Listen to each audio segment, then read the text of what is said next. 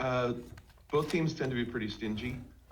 You've got Claudia, they've been playing not Casey the last few games, but Jordan, and yet still not conceding goals. Where do you see the defenses in this match stacking up? Yeah, I think for us it's about finding the balance between when we're going to go and press them and when we're going to sit in our block and make it challenging for them to break us down. And yeah, they have been stingy of late. They've made it difficult for teams. So I think it'll be a real battle on that end. Thank you. Thanks, Jeff. Then Susie. Yeah, Laura, I was just going to ask, just reflecting a little bit more on what the team did well in the second half against Kansas City, what are some of the things you're carrying from that match into this weekend? I think mainly no matter what formation we're playing or what our strategy and tactic is for the game, that we want to be on the front foot. And that can be a front foot high press, that can be on the front foot from a mid block or a low block. And I think that's something that we showed out in Kansas that we can do. Our sort of defensive structure changed in the second half there, and it meant that there was more space for them, but because we were on the front foot we nullified a lot of their threats. And in the first half we defended in a lower block, but because we weren't on the front foot enough, even when they got in dangerous areas we couldn't stop their sort of service into the box, which became threats.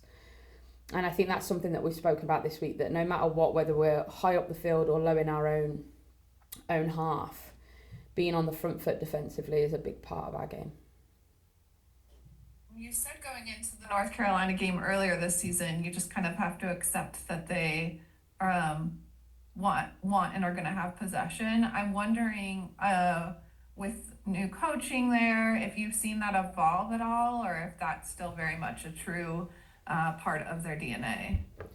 Yeah, I still think it's part of it. I think they've just mixed their game up a little bit. They've become a little bit more direct at times and have a threat on their line to stretch your back line and make it challenging in the space behind you. So if you don't get that pressure right, they can cause you a problem in behind. But I still think that they want the ball and they want to possess as much as they can. Thanks, Susie. Kazim. Hey, Coach. So I've had some injuries lately. Wanted to, ask about the status of the team, in particular, how Lynn's recovery is going and how Mia's doing. Mia's doing okay. Got a knock last week in the game, but has trained this week, so she should be okay. Lynn's been back out on the field, but still not quite ready to be game ready. Thanks, Kazim. Last one, Stephen. Hi, Laura. I wanted to ask, results around the league tables very tight, still outside of Kansas at the top and Chicago at the bottom. How much does that go into your messaging to the team each week about the importance of a win could move you up 3 or 4 spots, a loss could potentially drop you below the playoff line? We don't really talk about it, to be honest.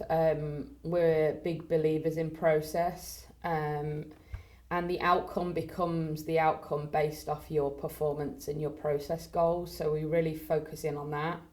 And we know when we get those things right, results tend to take care of themselves. So I think if you just get really caught up with the results and what that means, it can actually be a real detriment. So we know what's at stake.